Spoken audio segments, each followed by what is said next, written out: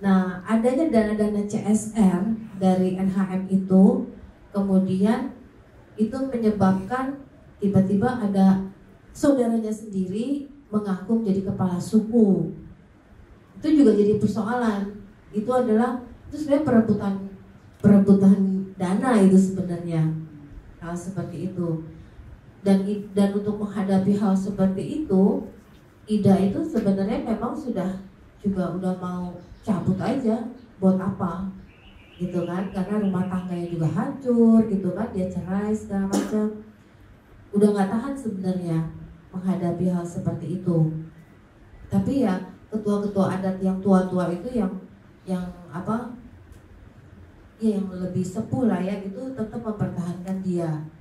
Jadi yang saya lihat di sini adalah ya tidak mudah menjadi seorang pemimpin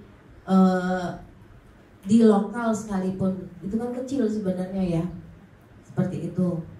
Jadi sebenarnya jadi saya kesana itu bukan mengangkat musiknya mereka, tapi membuat musik untuk mereka sebenarnya itu. Nah, berangkat dari apa yang mereka ini kan lah rasakan, dan juga melihat potensi-potensinya. Jadi saya melihat mungkin di Halmahera ya semuanya ya, bukan hanya di Halut ya, itu memang ramuan-ramuan tradisional ya, itu luar biasa ya, kayak gitu, tanaman-tanaman itu luar biasa untuk obat itu loh. Jadi si Tabib Marta ini tuh memang kalau dikatakan dia sebenarnya spesialis untuk penyakit-penyakit semacam tumor itu. Mereka bilangnya penyakit susu itu, jadi nanti dibalur seperti itu, dia bikinin ramuan-ramuannya seperti itu. Terus di sana juga kayak bidan kampung tuh orang masih lebih senang ke bidan kampung, biang mereka mengatakannya ya.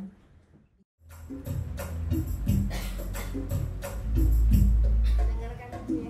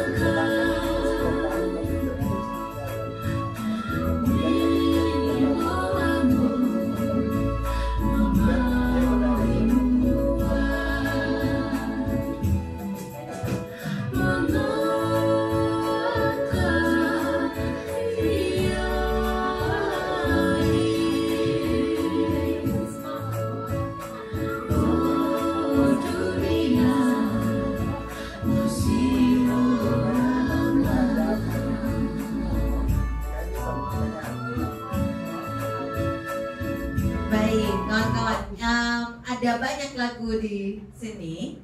Tapi kita kasih aplaus dulu katanya. Dikonfirm lagunya enak di telinga. Buat orang Halbar, oke? Oke enggak? Langsung tanya, begitu baru note 1 langsung oke enggak? Langsung gak sabar karena tadi katanya gak sempat nanya balik ke sana ya, respon langsungnya di sana. Saya sih tapi lewat ini aja medsos gitu kan ya. Nggak Dari- kesana. Belum sempat ke sana lagi ya setelah ini. Oke, saya akan kasih kesempatan teman-teman di sini yang tadi mendengarkan. Apakah ada? Mungkin saya kasih lihat presentasi bentar ya. Mungkin ini gambarnya orang-orangnya tuh mana gitu loh. Oh ini dia, udah ya? Oh ya sudah. Kita agak nyuri-nyuri stand. Oke, baik teman-teman sekalian, saya persilakan kalau ada komentar, pertanyaan dari penjelasan dua kawan ini. Oh, ya. Silakan. Terima kasih untuk ibu yang dari yang Bayu Utara. Ibu Adik. Ibu Ade ya. Iya, lagu yang tadi saya dengar itu dari telinga turun ke hati. Dari telinga turun ke hati. Turun ke hati. Iya, maksudnya cocok banget. Saya pengen tahu ya, kok ibu bisa jelaskan arti-artinya itu. Mungkin bisa gambaran beberapa lagu ya. Jadi kita bisa paham. Tapi yang tadi lagu tadi bisa duluan untuk artinya itu. Ya. Oh nama saya Juan, saya asal dari Kupang itu deh. Oh iya. Iya. Lalu saya tinggal di Jogja. Ya, saya kesini diundang sama Norci kemudian. Ya, terima kasih. Diundangnya cuma satu, saya pikir masyarakat Kupang Yogyakarta akan hadir semua loh saya pikirnya. Waduh. Oke, di sini sih sebetulnya ada terjemahannya. Mungkin kalau dari sana agak sulit lihat ya. Itu ada. Tapi mungkin ada hal lain yang Kak Ade mau respon. Apakah memang masing-masing lagunya menggambarkan langsung kisah masing-masing orang? Iya. Jadi memang Lagu ini menggambarkan ya masing-masing mungkin tampak wajah ibunya ya, bukan yang tadi itu ibu yang ini mama tangki nih. Jadi memang dia itu ya asik sih orangnya ya, merokok. Dia bilang kenapa saya merokok, karena kalau malam nungguin orang melahirkan ya cara ininya membunuh waktunya dengan rokok, dia bilang gitu. Makanya saya tidak bisa lepas, dia bilang gitu. Terus ya kapanpun dia harus pergi ya, kapanpun ada panggilan ya dia harus siap seperti itu. Terus yang dia bawa ya ramuan-ramuan sama ya bambu itu apa untuk potong ini ya, potong pusar. Terus kemudian ya mungkin ada semacam apa ya, alkohol atau apa seperti itu. Terus yang menarik juga ketika setelah melahirkan itu nanti perempuannya itu jadi asap itu tuh penting ya, asap untuk menyembuhkan apa luka dari baik bayinya maupun dari ibunya itu. Jadi biasanya nanti ibunya tuh dari bawahnya itu dikasih diasapin dari ini kayak akar-akar. Iya. Gitu. Mungkin sama ya, Sama. seperti di Halbar, di Kupang gitu ya. Iya, itu metode pengawetan memang. Metode apa? Metode pengawetan. Jadi kalau biasa di daerah Kupang, di rumah-rumah adat itu biasa dikasih pengasapan biar jagungnya itu bisa lama sampai setahun gitu. Jagung yang sudah dipanen. Jagung. Iya. Jadi yang metode pengasapan itu sekarang dipakai kan, yang di asap cair yang untuk di di sawit-sawit untuk hama-hama itu kan dipakai sekarang, teknologinya dipakai dari ini tempurung kelapa dibakar, nanti kan ada asapnya ditangkap jadi jadi turun lagi itu distilasi ya, ceritanya distilasi, jadi itu dipakai. Jadi sebenarnya itu teknologi yang dikembangkan sekarang itu memang sudah kita pakai lampau lah ya. Ya. Terima kasih. Ada komentar atau pertanyaan lain? Belum?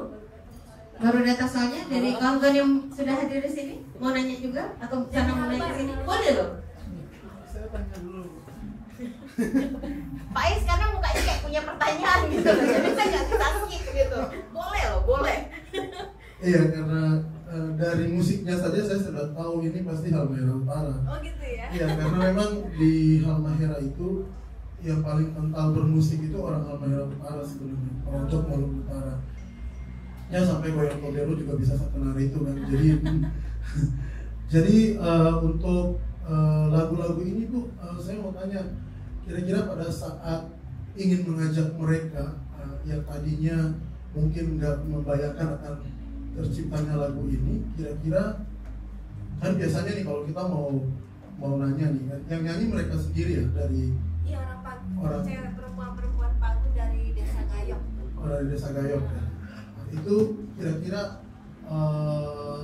langkah-langkah pertamanya itu apa Bu? Karena kan biasanya kalau semacam ini kan pasti mereka, apakah mereka memikirkan bahwa akan ada nilai ekonominya ataupun setelah lagu ini jadi seperti itu, atau pikirannya hanya untuk pelestarian? Enggak ada, mereka memang tidak berharap. Dari awal saya sudah katakan bahwa ini tidak bisa di-CD-kan, ya kan?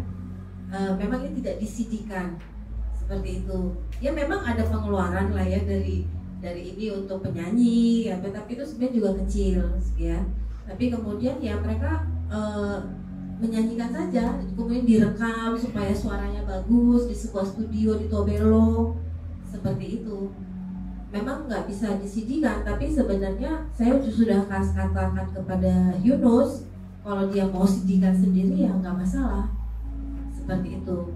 Mungkin bisa juga itu menjadi ide ya, itu di-CD-kan kemudian dijual untuk mereka lagi, untuk desa itu lagi. Bisa juga seperti itu, kayak gitu. Kak boleh nanya, dari begitu banyak suku bangsa di Indonesia Raya ini kenapa Pagu? Kenapa Pagu yang Kak Ade pilih bukan yang lain? Karena saya beberapa kali ke sana. Dan mungkin juga menariknya karena kepala sukunya perempuan ya. Itu agak jarang ya mungkin ya. Kepala suku seorang perempuan. Jadi saya juga tertarik dengan kisahnya dia itu. Seperti itu, dia perempuan yang sangat bersemangat gitu kan. Tapi juga saya juga merasakan ya sulitnya menjadi pemimpin, apalagi ini juga persoalan-persoalan yang lainnya ya, dengan NHM, dengan apa kayak gitu. Padahal yang mengakui dia orang lain yang mengaku sebagai kepala suku tuh juga masih saudaranya juga, seperti itu. Kayak gitu. Jadi dia kan itu kan, jadi si Ida itu beranggapan gini, baiklah tanah kita sudah diambil ya untuk tambang ya, itu kan terjadi pada tahun-tahun masa Orde Baru, nggak mungkin juga kita melawan pada saat itu. Dia juga nggak ada, belum ini kan di sana, belum besar dia pada saat itu, sehingga kemudian dia mengupayakan sebuah dana untuk pengembangan bahasa Pagu kayak gitu, bekerja sama dengan LIPI. Makanya memang dari LIPI itu sudah ada sekarang kamus bahasa Pagu gitu. Dia punya kerjasama dengan LIPI, kemudian dia juga minta dana dari NHM karena ya sudah, tanah kita udah ada, tolong dong bantu kebudayaan kita yang sudah mau habis, yang menurut dia tuh sudah semakin terkikis lah, karena mereka juga lebih banyak ngomong bahasa Melayu ya, ketimbang bahasa Pagu. Terus nah itulah caranya dia. Nah, dia mendapatkan uang itu, tapi kemudian ya biasalah ada orang-orang yang nggak suka seperti apa gitu. Padahal dia bilang uang itu tidak diberikan semuanya. Memang ada misalnya dijatakan 2M gitu ya, tapi untuk mengambil uang itu tuh berdasarkan kegiatan gitu loh, gitu. Jadi ya itu persoalan-persoalan internal lah ya, tapi ya ya itu rawan konflik gitu. Dan sebagai perempuan dia patah juga, maksudnya pengen mundur aja, tapi nggak mau juga ya kalau bisa ya dipertahankan lah begitu. Baik. Dari Halmahera Barat dan Utara, saya rasanya ingin langsung pindah ke Kendeng, apalagi pas lagi ngomong tambang tuh Mbak Tati langsung gitu ya. Kita dengarkan kemarin waktu pertunjukan kawan anak-anak Kendeng sudah melantunkan baik itu Macapat dan juga ada beberapa lagu lainnya yang mengajak untuk dekat pada alam, kepada lingkungan, juga untuk pertanian dan sebagainya. Nah, pertanyaannya adalah selain dia melontarkan persoalan-persoalan dan nilai, perannya si perempuannya sendiri gimana sih kalau Mbak Endali, Mbak Katri lihat sejauh mana kepemimpinan perempuan dengan menggunakan musik ini memang diterima dengan masyarakat gitu ya, terutama masyarakat Kendengnya dan yang lainnya di sekitarnya. Karena kan Kendeng ini sempat dapat publikasi yang besar, apalagi aksi-aksinya cukup tidak umum. Terima kasih. Saya berusaha mencari kata yang kayaknya pasnya gimana gitu ya. Jadi saya serahkan kepada Mbak Nadri. Baik, terima kasih Mbak Adi. Selamat sore teman-teman. Selamat sore. Suasana yang cukup ngantuk sebetulnya, jam-jam segini saya tahu dan sudah banyak yang takut. Saya tidak akan cerita banyak karena di saat teman-teman browsing kemudian lihat berita di TV, eksplorasi berita tentang Kendeng itu sudah banyak sekali. Kemudian yang pasti di dalam Mbak Adi bicara tentang tambang, itulah yang saat ini gencar-gencarnya di bukan dilawan, tapi ya memang dilawan gitu, karena itu akan merusak kultur mereka, terutama anak-anak ini yang tadi malam pentas kemudian sempat teman-teman menyaksikan, itu adalah hidupnya di lereng pegunungan Kendeng sebelah utara, mana di situ nanti terancam untuk dieksplorasi. Ini ceritanya jadi lain, bukan pentas saya ya, tapi karena tambang-tambang Mbak Adi yang sudah memantik tadi. Kendeng adalah tanah kas yang dimana di situ menyimpan banyak sumber air, yang itu adalah kunci utama kehidupan anak-anak yang tadi malam itu pentas, karena mereka mengikrarkan diri menjadi seorang petani, bukan yang lain. Dari orang tua memang sudah mewariskan bahwa anak-anak saya nanti harus menjadi seorang petani. Petani kalau kehilangan air mau jadi apa? Itu yang jadi masalah cukup sekarang dibahas di Kendeng. Kemudian kaitannya dengan apa yang saya lakukan dari mulai tahun 2011 saya ngomong anak-anak itu, dan itu sudah generasi kedua. Generasi pertama itu sudah punya anak Mbak, jadi saya sudah punya cucu banyak, saya sudah punya cucu banyak. Itu bermula dari kekhawatiran saya pribadi di saat saya bisa berkenalan dengan yang tua-tua di tahun 2011 itu. Kemudian suatu saat saya diajak untuk mendatangi upacara selapan bayi. Selapan bayi itu adalah usia bayi 36 tahun. 36 ini apa yang ngantuk kayak gitu ya? 36 hari. Itu iya dibancai dengan brokoan. Brokoan itu di Serapanan itu biasanya ada tradisi mocopotan. Beberapa kali acara yang saya datangi ternyata yang menyampaikan tembang-tembang mocopot itu yang sudah tua-tua. Satu itu.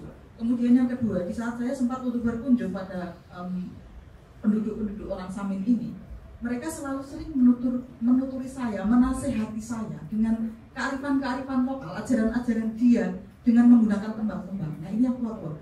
Terus saya terlontar pikiran seperti ini. Saya bertanya, kenapa yang tua-tua yang saat ini selalu melakukan seperti itu? Anak-anak adakah yang tertarik untuk belajar tembang misalnya? Jawabnya apa? Anak-anak tidak respon. Nah, lebay saya di sini tinggi karena saya sedikit bisa tentang nembang, terutama nembang mocopat. Kalau ajaran-ajaran yang disampaikan oleh orang-orang tua mereka bentuknya adalah tembang dan itu tidak dibukukan, anak-anak sudah tidak respect lagi untuk melakukannya. Apakah nanti tidak akan kehilangan generasi? Terus ajaran ini nanti mau ditransfer ke cucu mereka bagaimana? Nah, dalam kelebihan saya itu saya ngomong sama yang dituangkan di situ. Ada satu gamelan yang sudah rusak kemarin, seperti yang saya ceritakan di proposal, rancaannya itu sudah dimakan raya, kemudian gamelannya juga nadanya itu warasnya serak karuan kayak jadi. Oke lah, tetapi saya pikir ini bisa saya jadikan sarana untuk menarik anak-anak senang untuk tembang. Saya awali dengan nabu gamelan dulu. Dengan nabu gamelan saya berharap anak-anak senang juga untuk belajar tentang. Ternyata itu saya lakukan dan anak-anak suka memang aku tentang. Kemudian dimana saya sering ikut lomba mau coklat, walaupun saya tidak menyampaikan ajaran sikapnya, karena bagi saya itu bukan ranah saya untuk menyampaikan, tapi paling tidak anak-anak tahu, oh nembang mau coklat Magatrut seperti ini, Gambo itu seperti ini, Jenagro seperti ini. Nah, nanti tugasnya yang menyampaikan isi ajaran itu adalah orang tua mereka. Tapi anak-anak sudah suka dulu, oh ya aku bisa nembang ini, jadi aku bisa ikut nembang. Berjalan sampai dengan 2018 dengan menjadi seorang volunteer saya, mulai dari 2011 itu sampai sekarang saya memang bekerja tidak mau dibayar. Saya berangkat sendiri, segala sesuatu yang mampu untuk saya cukupi sendiri. Kemudian di 2018 ada berita dari CME itu tentang pengajuan hibah. Saya menembus ke situ dan Tuhan ternyata mencukupkan dengan caranya untuk melengkapi apa yang saya butuhkan untuk mengajari anak-anak itu untuk tetap bisa belajar dengan menggunakan gamelan yang baik. Kami dikabulkan oleh Citra Media Ekspresi dengan hibah yang saya terima satu perangkat gamelan. Terima kasih.